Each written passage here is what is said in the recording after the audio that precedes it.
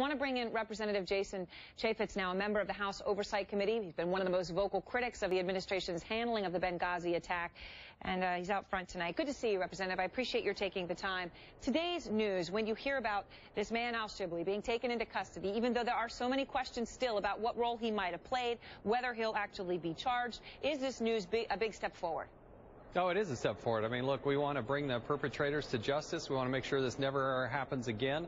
It was a very severe terrorist attack, and to know that those people are out there still potentially plotting another terrorist attack is a bit scary. So we think there are, more than a dozen people that were involved in this, but the idea that potentially we have somebody, and I credit CNN for bringing this to attention. This is the first I heard of it was through CNN, is obviously positive news.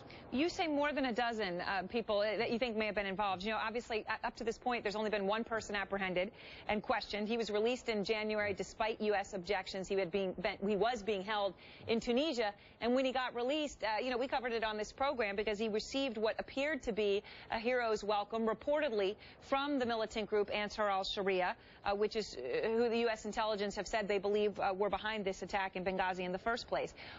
Why has no one else been brought in for questioning? I don't know. I mean, one of the most troubling things about what happened in Benghazi, in addition to the attack itself, is that it took weeks for the FBI just to get to the scene. In fact, I think it was CNN that actually able to go in and find documents before the FBI even got on the ground there. That's right. So it got off to a terribly slow start. It has been more than 6 months. These men and women who are out there doing the intelligence work, working for the FBI, do nothing but pat them on the back. They have a very difficult job.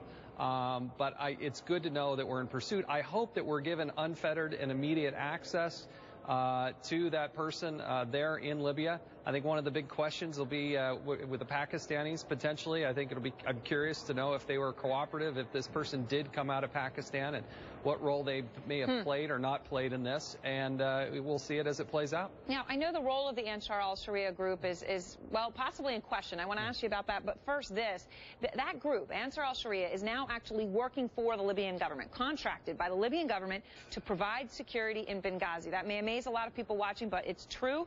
Do you trust the Libyan government, which is obviously crucial in this, to bring those who killed American citizens to justice, given that they are currently now working with the group that the U.S. said was responsible for killing those Americans? Well, it was really Eastern Libya that started this, and one of the frustrations in an email that Ambassador Stevens sent back to the State Department, he indicated that they were working with these militant groups, including Ansar al-Sharia. But Ansar al-Sharia also foreshadowed the attack on Benghazi, in my opinion, in an email that Ambassador Stevens sent to the State Department, because on page 2 of that memo, he talked about the fact that we at the State Department supported a prime minister candidate in Libya that the people in Benghazi didn't like. And I know that's kind of convoluted and confusing, but those militant groups warned us that they weren't going to protect our consulate, they weren't going to provide us protection unless we got rid of our support for Mr. Jibril.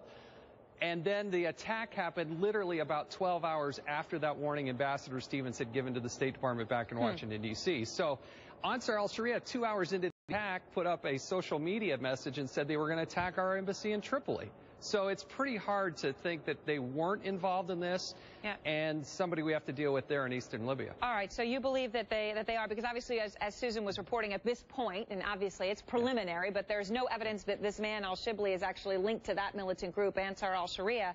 The bottom line question is this, though. You say at least a dozen, or more than a dozen, your words exactly. Will the people who did this attack ever be brought to justice? Because it is now almost 6 months to the day after it happened. If a lot of them were local and they're in a militant group that's still there and they haven't been brought to justice by now, why would we ever think they're going to be? Well, look, every day that goes by, every hour that goes by, it's less and less likely. Now, this is the most positive development that I've seen in the last 6 months. This potentially has a lot of legs. I'm relying totally upon what I read there in CNN at CNN.com, but I got to believe that this is a step and a move in the right direction. All right. Well, Congressman Chaffetz, it's good to talk to you and appreciate your take.